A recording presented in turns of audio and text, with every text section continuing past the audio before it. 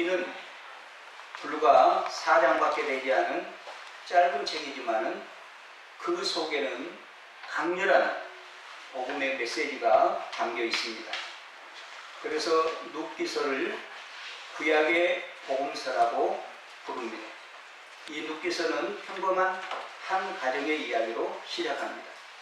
그러나 그 안에 감춰진 배경은 거대하고 드라마틱하고 기막힌 반전의 비밀이 숨어 있습니다. 그래서 눕기를 읽어보면 한 편의 단편 소설을 읽는 것 같습니다. 우리가 인생을 사노라면 경제적인 문제가 만만치 않음을 느낍니다. 그만큼 먹고 사는 문제가 중요한 것이죠. 눕기도 약속의 땅 베들레헴에 흉년이 찾아와서 엘리멜렉과 그의 가정이 기근을 피해 모압 땅으로 떠나면서 문제가 생기는 것입니다. 그러니까 하나님의 약속의 땅인 베들레헴을 떠나 모압 땅으로 가면서 문제가 생기는 것이죠. 본문 1절은 이렇게 시작됩니다. 사사들이 치리하던 때에 그 땅에 흉년이 드니라. 눕기의 배경은 사사들이 치리하던 때입니다. 사사시대는 우리가 아는 것처럼 사람마다 자기 소견에 옳은 대로, 사람이 각기 자기 소견에 옳은 대로 행하며 살았던 시대였습니다. 그러다 보니까 기준이 없습니다. 원칙도 없습니다. 마음에 끌리는 대로 살던 시대가 사사시대였습니다. 그러다 보니까 정치적으로 혼란하고 도덕적으로 문란하고 영적으로는 암흑기와 같았습니다. 사사시대는 정치적인 위기요, 도덕적인 위기요, 영적 위기 상황이었습니다. 그런데 거기다가 흉년까지 겹친 겁니다. 경제적인 어려움까지 닥친 것입니다. 여러분, 정치적 혼란과 영적 혼란 뒤에는 반드시 경제적 혼란이 뒤따르게 마련입니다. 베들레헴은 떡집 또는 빵집이란 뜻입니다. 지금 떡집에 떡이 떨어진 것입니다. 빵집에 빵이 떨어진 것이죠. 베들레헴은 유다 한 작은 동네입니다. 작은 마을입니다. 그런데 이 베들레헴은 평소에 보리와 올리브, 아몬드와 포도 등 농산물이 풍부했습니다. 풍요로운 땅이었습니다. 그 풍요로운 땅에 기근이 찾아온 것이죠. 우연일까요? 우연히 이 흉년이 베들레헴에 찾아왔을까요? 그렇지 않습니다. 눕기에서는 왜 베들레헴에 흉년이 찾아왔는지 언급이 없지만은 우리가 구약 성경을 쭉 읽어보면 하나님의 자녀들이 하나님의 말씀을 떠날 때 하나님께서는 기근이나 전염병이나 전쟁을 통하여 심판하시는 것을 볼 수가 있습니다. 그러므로 베들레헴에 흉년이 찾아왔다는 것은 하나님의 징계요 심판인 것입니다. 우리가 사사기서를 읽어보면 이스라엘 백성들이 눈에 보이는 이익에 따라서 이방인들의 우상을 숭배하거나 풍습을 따르거나 하나님의 말씀을 거역할 때 반드시 하나님은 그들에게 큰 어려움을 겪게 하십니다. 환난을 허용하십니다. 그러다가 그들이 다시 믿음으로 일어서면 우리 하나님은 그들을 용서하시고 다시 축복하시는 것입니다. 물론 우리가 인생을 사노라면 흉년도 들 수 있고 풍년도 들 때가 있죠. 그러나 이스라엘 백성이 살고 있는 가나안 땅은 좀 특별한 땅입니다. 왜냐하면 가나안 땅의 흉년은 그들의 신앙 상태를 나타내는 표지판과 같았기 때문입니다. 예를 들어서 대도시의 공기가 나빠 오존이 많아지면은 오존주의보를 합니다. 또 미세먼지가 많을 때도 우리가 도로 표지판을 보면은 미세먼지가 좋음, 나쁨, 매우 나쁨 그런 표시를 우리가 볼 수가 있습니다. 스마트폰에 일기 네이버 검색을 해보면 미세먼지가 좋음, 보통, 나쁨, 매우 나쁨 이런 것을 금방 알 수가 있습니다. 그러면 사람들은 그거를 보고서 어떻게 합니까?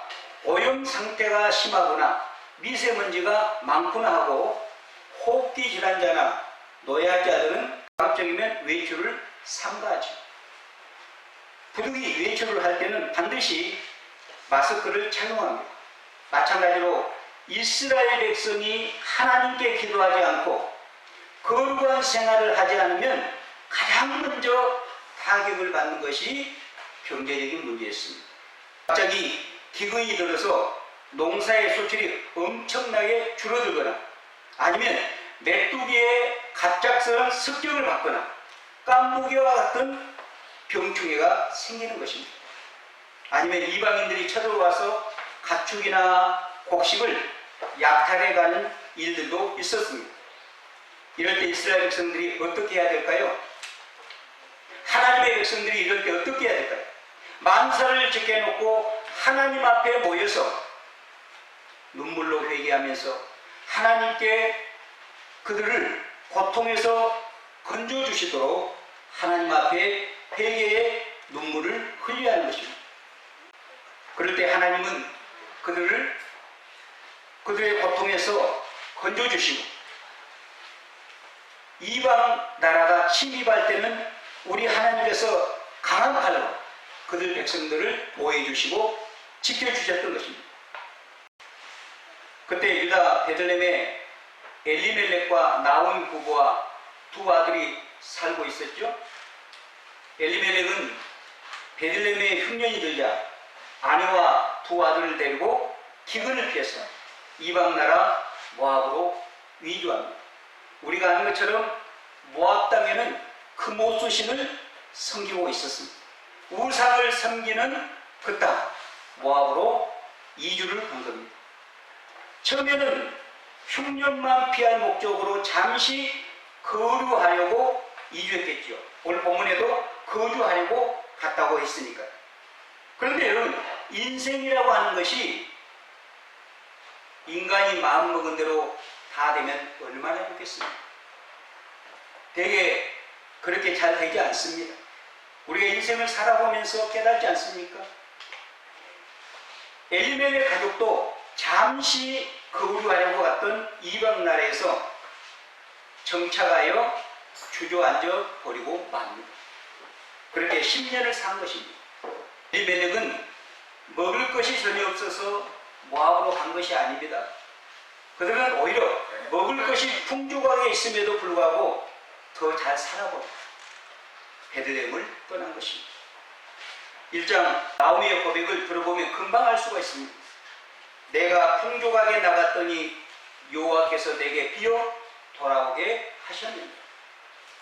엘리멜렉과 나오미는 비록 베들레헴이 흉년이 들었지만 먹고 살기 힘들 정도로 어려운 상태는 아니었습니다. 그들은 기근을 피해서 더 잘 살아보려고 온 가족이 하나님께서 그토록 싫어하고 금하신 우상의 나라 모압으로 이주한 것입니다. 유다 베들레헴의 한 사람이 그의 아내와 두 아들을 데리고 모압 지방에 가서 거류하였는데 그 사람의 이름은 엘리멜렉이요 그의 아내의 이름은 나오미요 그의 두 아들의 이름은 말론과 기론이니 유다 베들레헴 에브랏 사람들이더라 고 기록하고 있습니다.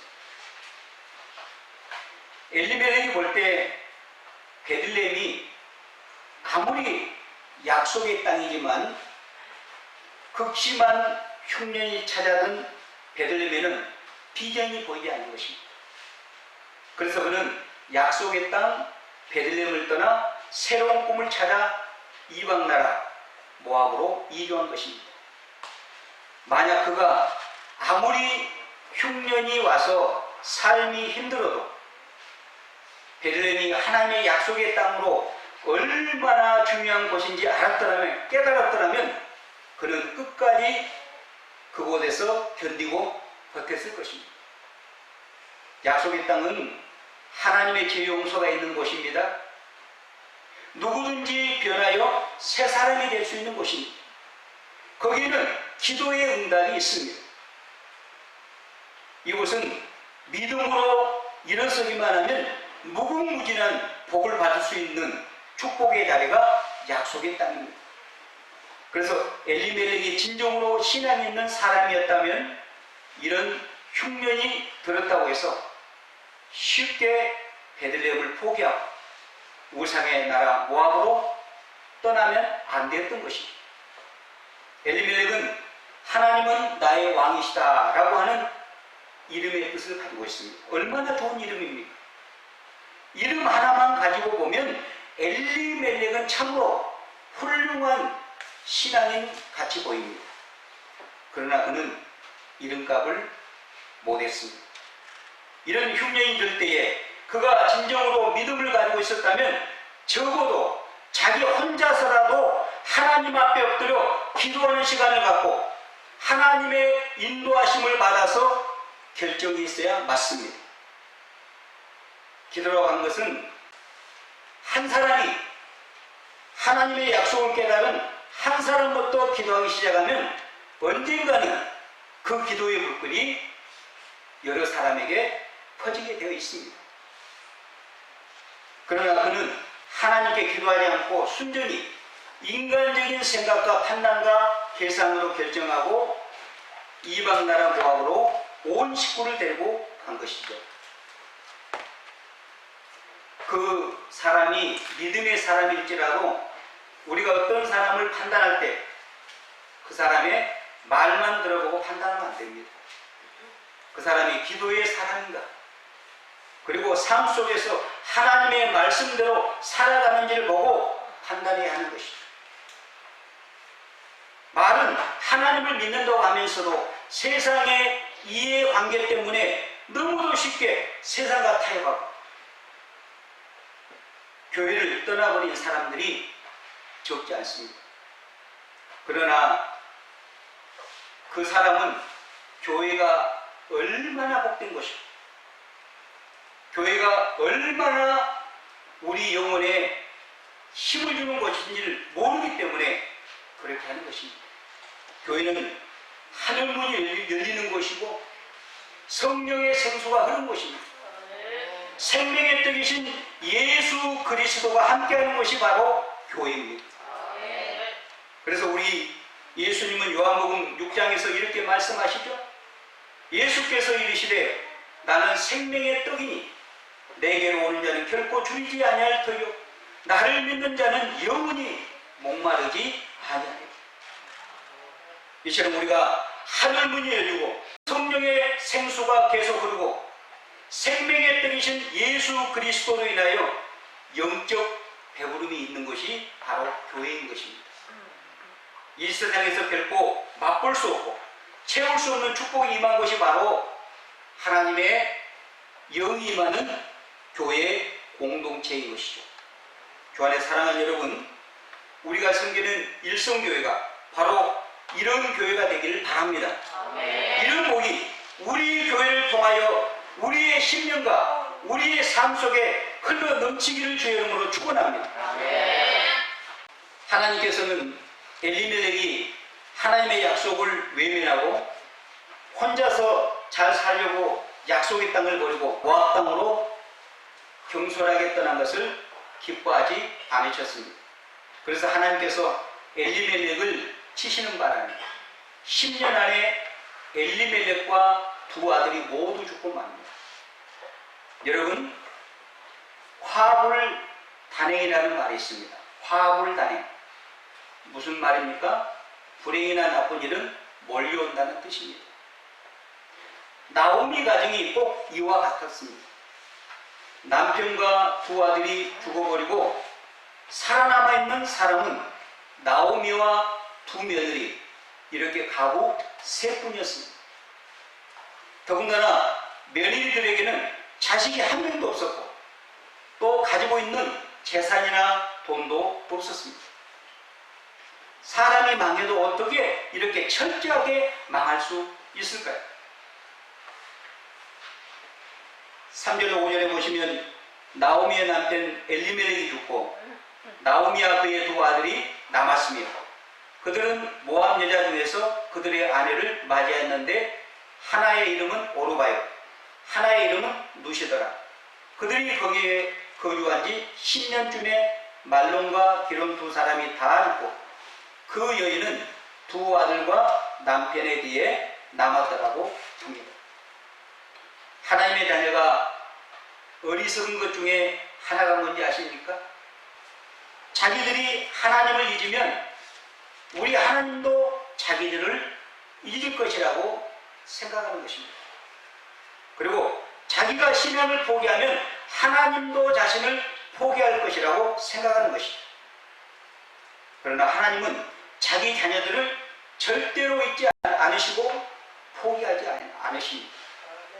우리가 이 세상에서 하나님의 눈을 피하여 숨을 수 있는 곳은 아무것도 없습니다. 그래서 시편 기자는 시편 139편에서 이렇게 고백합니다. 내가 주의 영을 떠나 어디로 가며 주의 앞에서 어디로 피하리까? 내가 하늘에 올라갈지라도 거기 계시며 서울에 내 자리를 펼지라도 거기 계시니이다. 내가 새벽 날개를 치며 바다 끝에 가서 거주할지라도 거기서도 주의 손이 나를 인도하시며 주의 오른손이 나를 붙드시리이다. 라고 고백합니다. 우리가 아무리 하나님을 피하여 하늘에 올라갈지라도 서울에 내려갈지라도 바다 끝까지 도망을 칠지라도 하나님은 거기에 계신다는 거예요.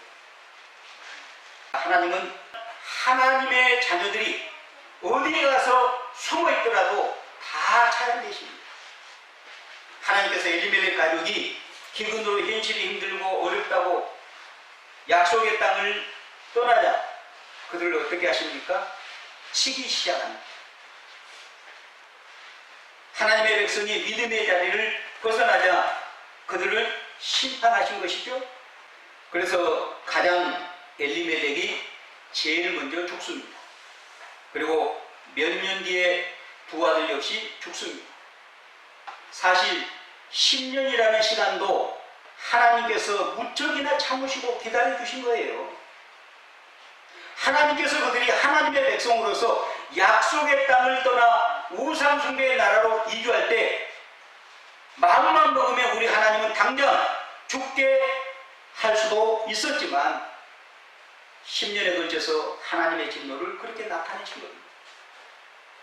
결국 나오미 가정은 남자 셋 모두 죽고 남은 것은 나오미 자신과 두 며느리뿐이었습니다. 여러분, 우리가 기억해야 합니다. 하나님의 공동체인 교회 안에는 우리 눈에 보이지 않지만 하나님의 보호막이 쳐져 있습니다. 가나안 땅에는 흉년이 들었지만은 베들레헴에 머무르는 그의 백성들의 생명은 하나님이 흉년이 끝날 때까지 생명을 보호해 주신 것입니다. 그러나 모압 땅에서는 그들이 하나님의 보호를 받지 못한 것입니다. 그래서 가장 엘리멜렉이 죽고 두 아들이 10년 안에 거기서 다 죽은 것입니다. 그래서 엘리멜렉과 나오미의 불신앙의 죄로 인하여 그 가정은 완전히 몰락해 버리고 만 것입니다. 가장 엘리멜렉이 죽음을 당하고 또 연이어 두 아들마저 죽임을 당하고 만 것이죠. 그러나 여기서 놀라운 사실은 하나님의 징계는 바로 축복의 기회가 될 수 있다는 사실을 기억하십시오. 만약 하나님께서 엘리멜렉의 집을 치시지 않으셨다면 나오미와 그의 자식들은 모압 땅에서 세상적으로 풍족하게 살면서 계속 안주했을 것입니다. 신앙의 매너리즘에 빠졌을 것입니다. 그러나 세상에서 자신의 소망이 다 끊어지게 됐습니다. 나오미는 다시 한번 하나님을 바라볼 수 있는 기회를 갖습니다. 모압 땅에서 절망 가운데 있는 나오미에게 기쁜 소식이 들려오죠. 하나님께서 허락하신 이제 흉년이 끝나고 베들레헴에 양식이 있다고 하는 복음이 나오미 귀에 들려온 것입니다. 6절입니다.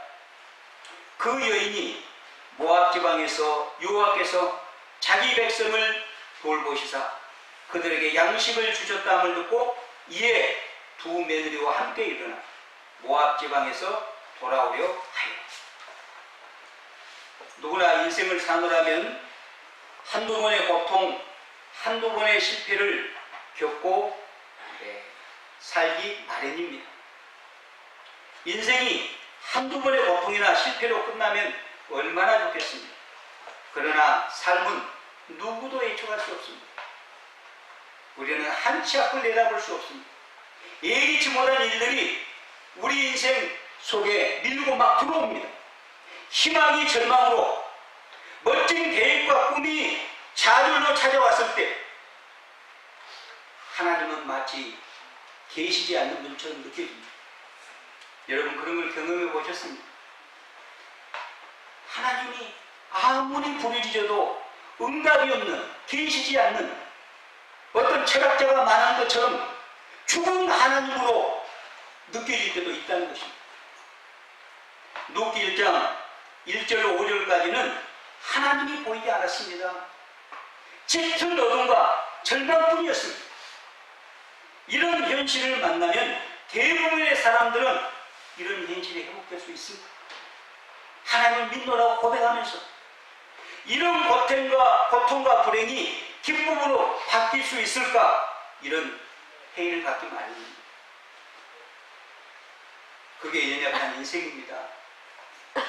그래서 고난과 절망이 깊을수록 오래될수록 쉽게 답을 찾으려고 하지 마십시오. 고난당한 사람에게 함부로 말해서도 안 됩니다. 절망의 폭풍이 밀어닥치면 떠내려갈 수밖에 없는 것이 인생입니다. 그렇게 약한 것이 우리 인생이에요. 왜 하나님께서 욥의 세 친구를 진노하십니까? 하나님의 뜻을 모르고 고난당한 욥에게 찾아가서 함부로 말했기 때문입니다.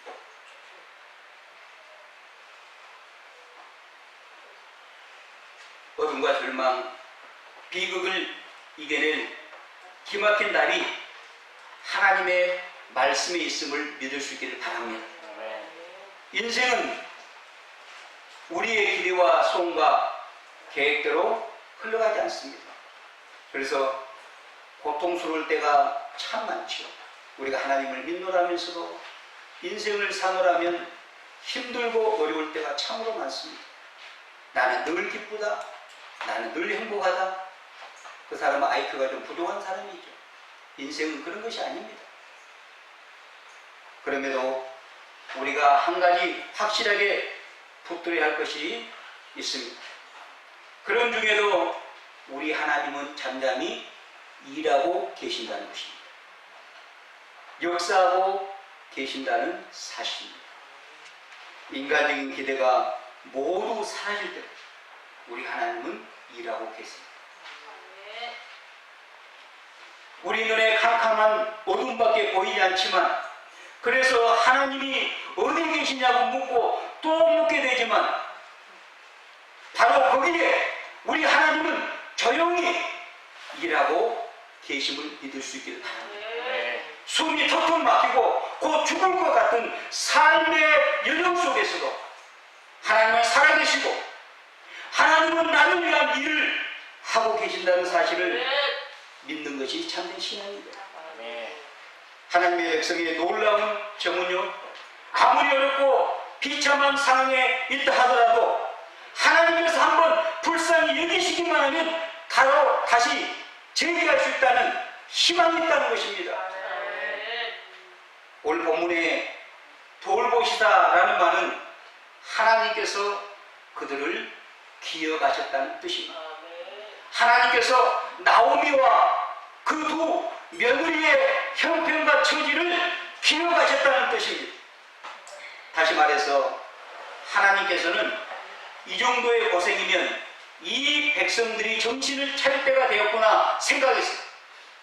어려운 고난을 풀어주기로 작정하신 것입니다. 그래서 우리가 하나님의 말씀을 듣고 빨리 정신을 차리면 차릴수록 그 사람은 고통의 고난의 길이가 줄어든 것이죠. 고난의 시간이 줄어든 것입니다. 반대로 고집을 피우는 사람은 고난의 시간이 길어지겠죠. 어떤 사람은 공연히 끝까지 고집을 피웁니다. 그러면 당할 수 있는 고생은 다 당하고 만신창이가 돼서 결국 하나님께로 돌아오게 되는 것이죠. 그래서 누구든지 빨리 고집을 버리고 하나님 앞으로 돌아오는 만큼 빨리 하나님께서 은혜를 베풀어 주십니다. 가장 다행스러운 것이 무엇인가 하면 하나님의 백성들에게는 기쁜 소식이 있다는 것입니다. 복음이 있다는 것입니다. 왜냐하면 하나님의 모든 은혜는 바로 이 기쁜 소식에서 시작되기 때문입니다. 베들레헴에 먹을 것이 있다는 소식은 하나님께서 나오미와 룻에게 주신 기쁜 소식이었습니다. 다시 말해 이것은 하나님께서 나오미에게 더 이상 모압 땅에서 쓸데없이 허송세월하지 말고 이제는 하나님의 약속의 땅으로 돌아오라고 하는 신호였습니다. 하나님의 초청선이었습니다. 우리가 신앙에서 이탈하는 것은 세상에 대한 욕심 때문입니다.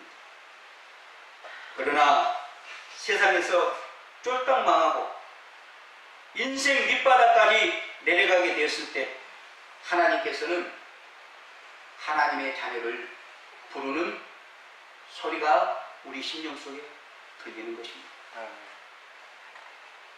옛날 신앙의 친구나 혹은 가족의 권유에 의하여 신앙의 권면을 받을 때 못 이긴 척하고 하나님께로 돌아가십시오. 그 사람이 지혜로운 사람입니다.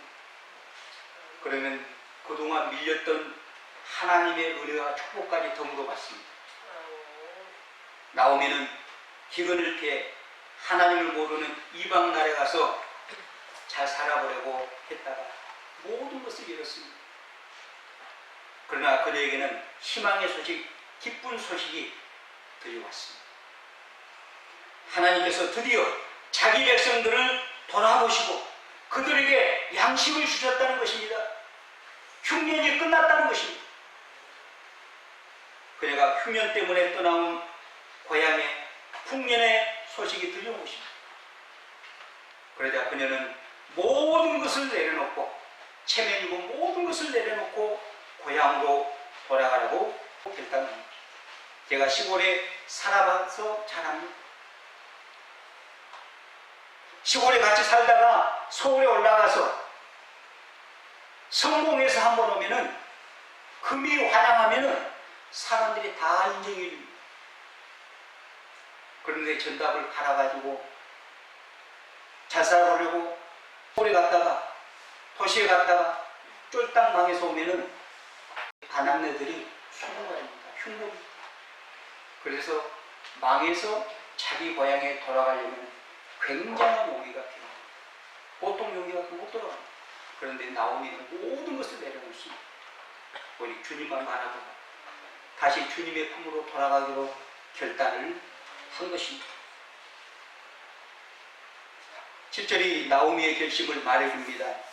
있던 곳에서 나오고 두 며느리도 그와 함께하여 유다 땅으로 돌아오려고 길을 가다가 고향 유다의 기근이 끝나고 봄이 찾아온 것이죠. 유다로부터 들려온 봄과 같은 기쁜 소식입니다. 나오미는 이 소식을 듣고 유다로 돌아가기로 결정합니다. 결심합니다.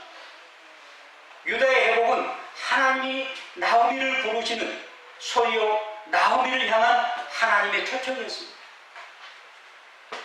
하나님이 자기 백성들을 돌보시고 그들에게 양식을 주신 것은 우연이 아닙니다. 하나님은 자기 백성을 설사 치셨을지라도 때가 되면 반드시 싸매 주시고 회복시켜 주십니다. 절망의 밑바닥까지 내려갔을지라도 하나님이 다시 일있게 세워주신다 그 말입니다. 그러므로 신자에게 찾아온 고난은 끝이 아닙니다. 하나님이 백성들을 돌보셔서 그들에게 양식을 주셨다는 이 소식을 듣고 나오미는 새로운 희망을 찾은 것입니다. 모압에서 보낸 10년이 광야 생활이었다면 유다는 아버지의 집과 같습니다. 베들레헴은 하나님 아버지의 집입니다. 유다 베들레헴은 하나님이 함께 하시는 약속의 땅이기 때문입니다. 여러분, 믿음이란 무엇일까요? 하나님이 우리를 책임지시는 분임을 믿는 것입니다. 우리의 소망이 무엇일까요? 하나님이 우리를 끝까지 책임진다는 것을 믿는 것입니다. 복잡한 일이 일어나고 어려운 일이 생겨도 하나님은 궁극적으로 우리를 돌보시고 우리를 일어서게 하실 것이라는 것을 믿는 것입니다. 비록 지금은 너무 힘들고 죽을 것 같아도 잘 견디고 버티면 반드시 승리하는 날이 임할 것이라고 믿는 것이 믿음입니다. 하나님이 나를 죽게 하시면 제가 죽겠습니다 하는 마음으로 버텨야 합니다.